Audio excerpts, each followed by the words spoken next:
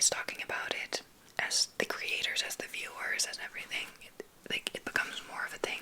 This is also kind of for the men who do feel embarrassed about it. It really makes me sad because other people's lack of experience with non-sexual intimacy becomes my problem when they start to project that onto me and sexualizing me and my content.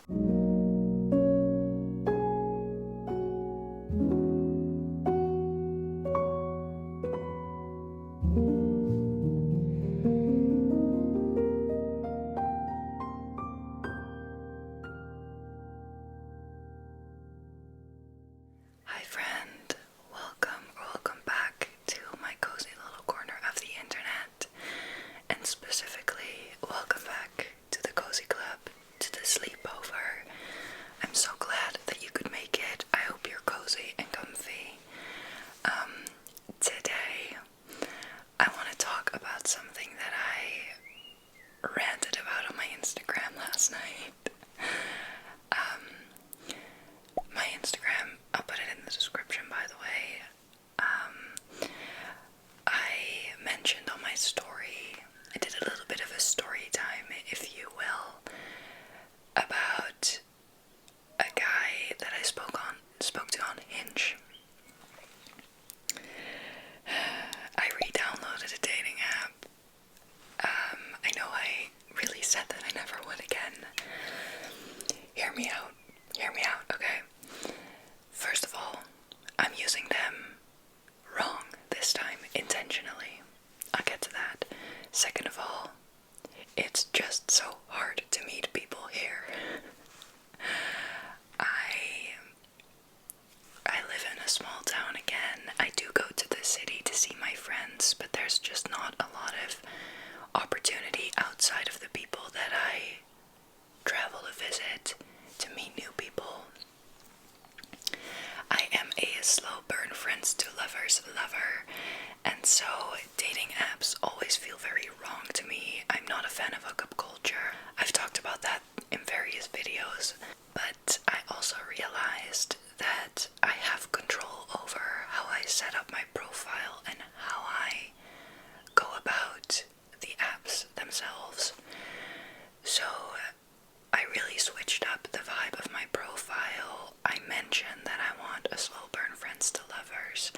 I feel much more like myself, and I'm not really swiping a lot. I have one match right now, and maybe we're gonna go for a drink, maybe not, but until I know that, I'm not gonna be swiping around because I'm not here to collect dates like Pokemon cards. Know what I mean? I love not having too much emotional drama in my head, so this feels much better.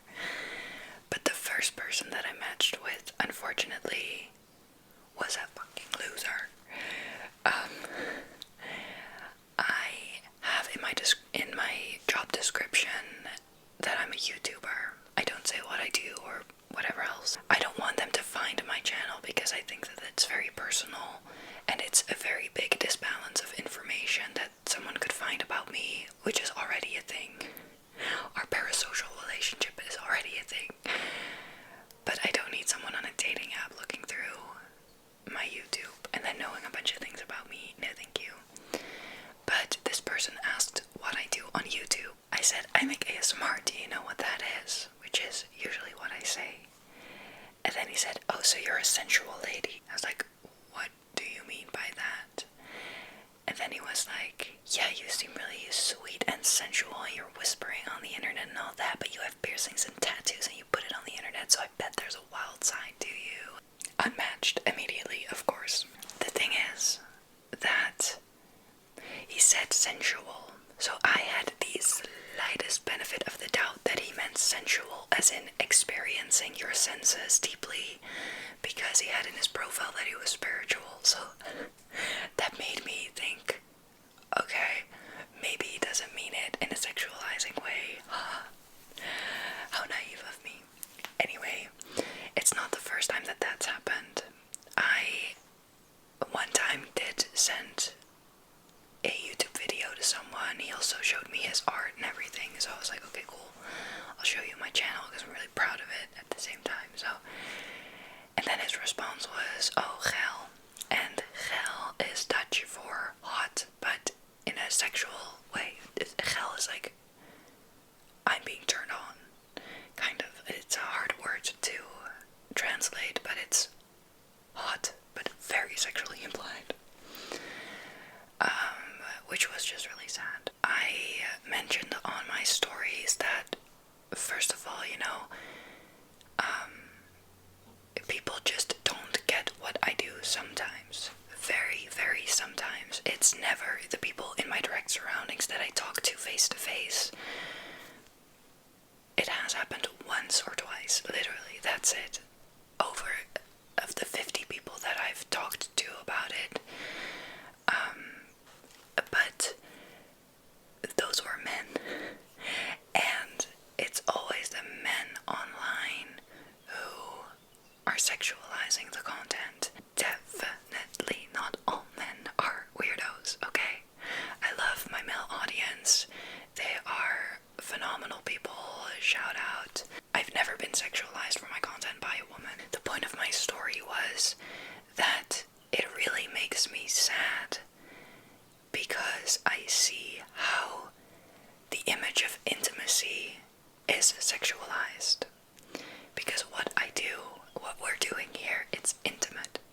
It's you and me. I'm whispering, which is not something that we do at the grocery store or with a stranger at a bus stop. Whispering happens when you're one-on-one in the same room and there's, the cozy vibe. It's intimate. For me, it really reminds me of when my mom would read me a book before going to bed. Or, my dad would tuck me in. Or I would have a sleepover with friends when I was in elementary school and we would whisper little secrets and giggle. And that's what the vibe of ASMR that I'm trying to curate on my channel as well reminds me of, and what I associate it with. I see that whispering and being really sweet and you're gonna be good and it's all gonna be fine could also be an intimacy that you share with a partner, or that you do share in a sexual setting, like making sure someone's okay and with talking in this tone of voice. But that doesn't make it inherently sexual, what I'm doing, right? Or what any ASMR artist is doing, the majority of them.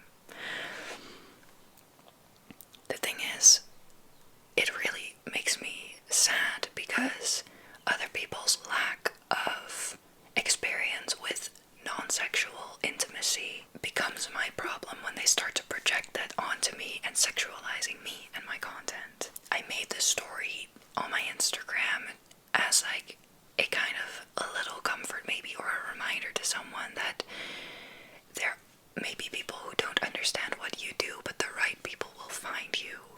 Because the fact that you're watching this probably means that you get it, and that's already one person, and that means everything to me.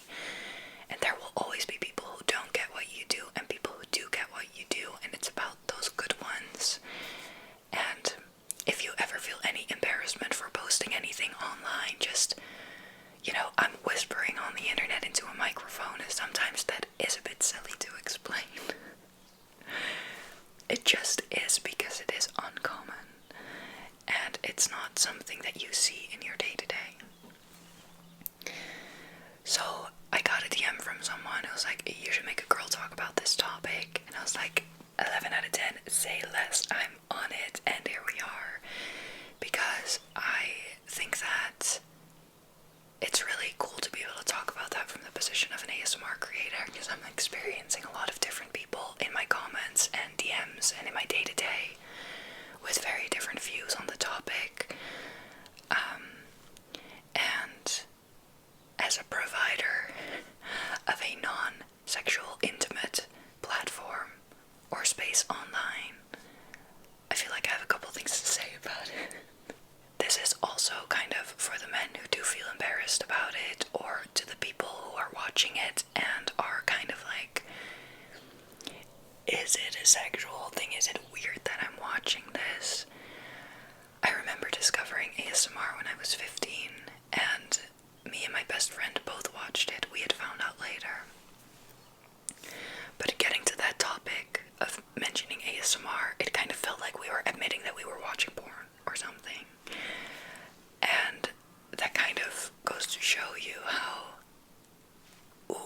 the kind of a taboo intimacy is in this way, or controversial maybe. I don't know what the right word is for it, but I know that there are people to this day who experience ASMR in that way of it not being something that they can talk about to friends. Like, oh yeah, I watch ASMR before I go to bed. Pretty cool. That's all it needs to be. But, I mean, we live in a society and we can get into our own heads about it, right? So we can also make it scary for ourselves. It can be vulnerable because intimacy is also vulnerable. I might catch you at a very vulnerable moment in your life. Maybe you're going through something really difficult right now. The amounts of times I've watched Sarah Lavender's videos in the middle of a panic attack. She catches me at a vulnerable time. And so this parasocial intimacy grows. And it's, the video is intimate. Like, I'm in bed, I'm in the dark, I'm feeling at my most vulnerable. And I'm watching someone whisper soothing words to me in a low light setting. That's so intimate. You know? And I think that that's a beautiful, beautiful and powerful thing, because it did help so much. And the messages that I get from some of you guys who are really getting something out of this content, like, we're in this together, you know? And I just wish for the world many, many things. But if we could get to a point where, first of all, you know, ASMR is just something that you can talk about as something that helps you get to sleep or relax or unwind and be like, okay, cool. The way that people do yoga before bed, the way people read before bed, the way people meditate to relax, the way people will draw or exercise. Watching ASMR is, you know, can be very self-soothing. And the more we normalize talking about it, as the creators, as the viewers, as everything, it becomes more of a thing. Now, that's not the biggest concern that I have. Like, that happens organically. Over the years, ASMR has grown so much. Most people are kind of aware that it exists. I will say, in the Netherlands, not many people watch ASMR in comparison to different countries, which is interesting. That also makes me wonder if it has to do with the intimacy, because Dutch people are very, like, just be normal, just don't do anything too crazy or out of the box, just be normal. We're a judgmental bunch. And so things that are kind of out of our comfort zone are not really talked about. That happens pretty quickly. Wat de boer niet kent, of redt hij niet. Ik weet niet of jullie die quote kennen. My point was that I would love to get to a space where intimacy isn't sexualized, especially in men, and I wish that men had more non-sexual, intimate encounters. I have read articles about it, but I'm not quoting anything directly. I'm not doing research. The way that I experience the men around me and what they have told me about their lives, what I see, and at my work, what I see, is that a lot of guys don't experience a lot of intimacy within their friendships.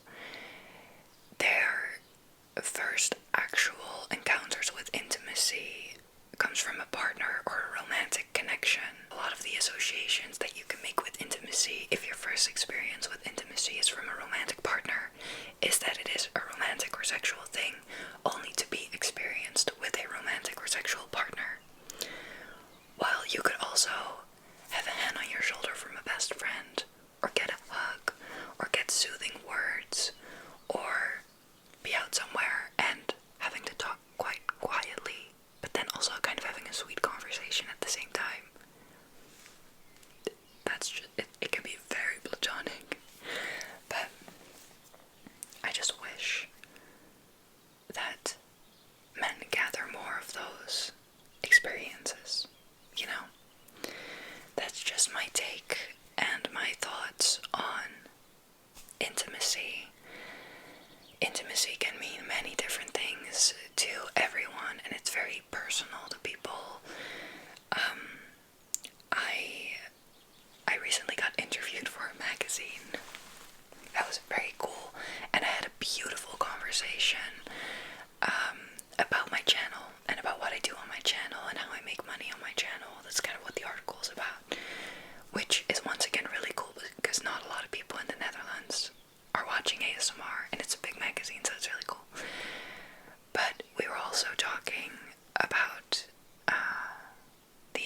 and everything. She was talking about how I'm also vulnerable online and share stories about my life while maintaining a very strong sense of privacy.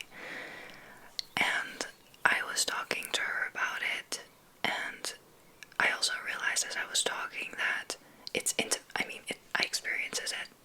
I experience it as intimate to share, but it's not for me the most vulnerable or intimate thing about ASMR, because I really believe that we have more in common than where we are different, and I believe in the power of connection in stories and the power of sharing stories and being vulnerable and brave. I really like Brene Brown's take on that.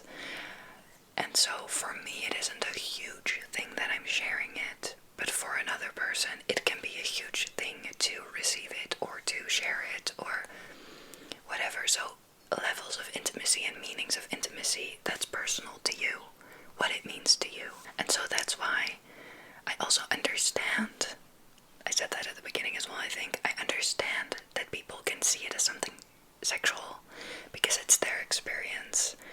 But that's also why I'm saying it makes me sad, because I would just wish that people would experience more non-sexual intimacy and spaces of vulnerability and that sense of safety, you know. It's obviously all I would ever wish for people. I don't know, that was my ramble. I kind of got a little bit sidetracked, I think, but I would love to hear your experience as an ASMR viewer and how the intimacy feels for you. This is a safe space online, but it is online, so feel free to share, but beware of your own, safety, what you're comfortable with, of course.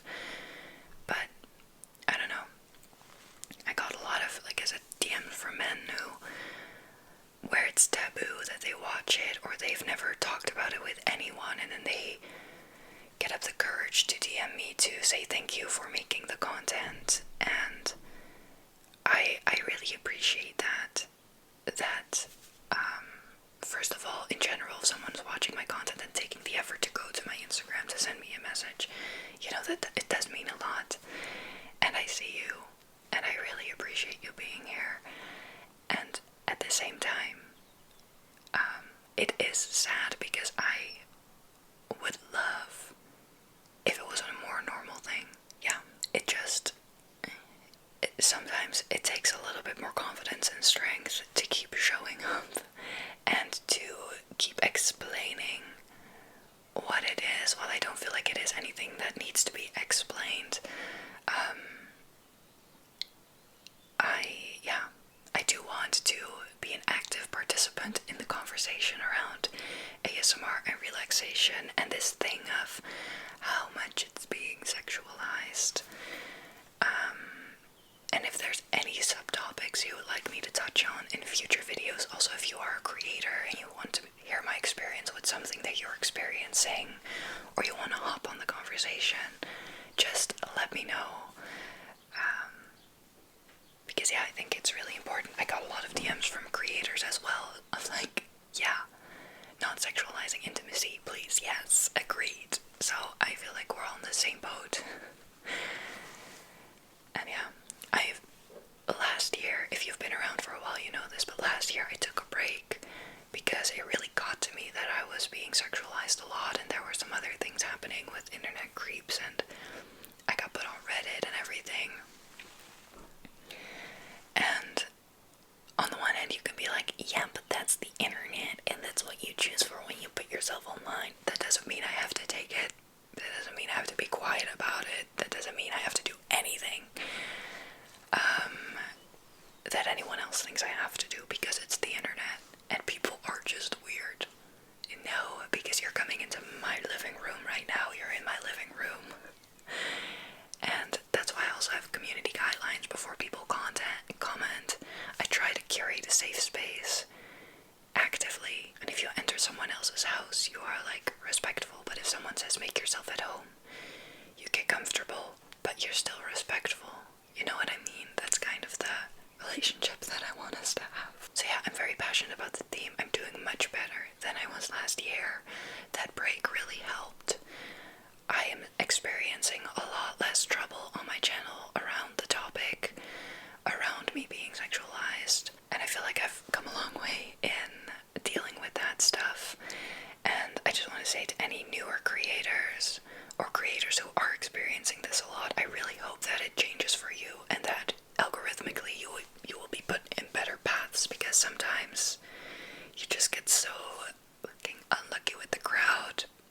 Sometimes I did a live once and there was this very different crowd. Suddenly I'm like, no, I'm somewhere on the wrong side of the internet. No, like, your people will find you, and you do have control and a say over how this whole thing is going, to an extent, you know. And it's your online space, and you get to decorate it the way that you want to, and curate and moderate it the way that you want to. So, yeah.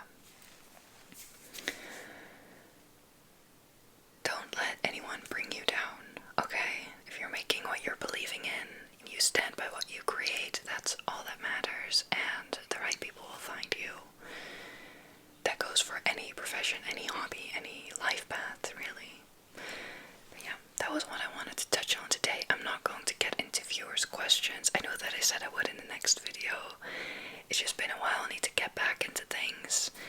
And the questions that have been asked are such different topics from this that I feel like they deserve a different time and space to get to them.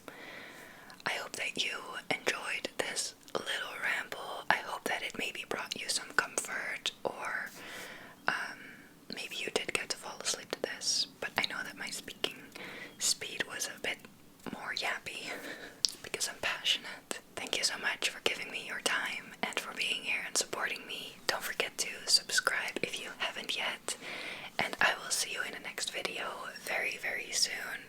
Here's a forehead kiss. Very platonic one.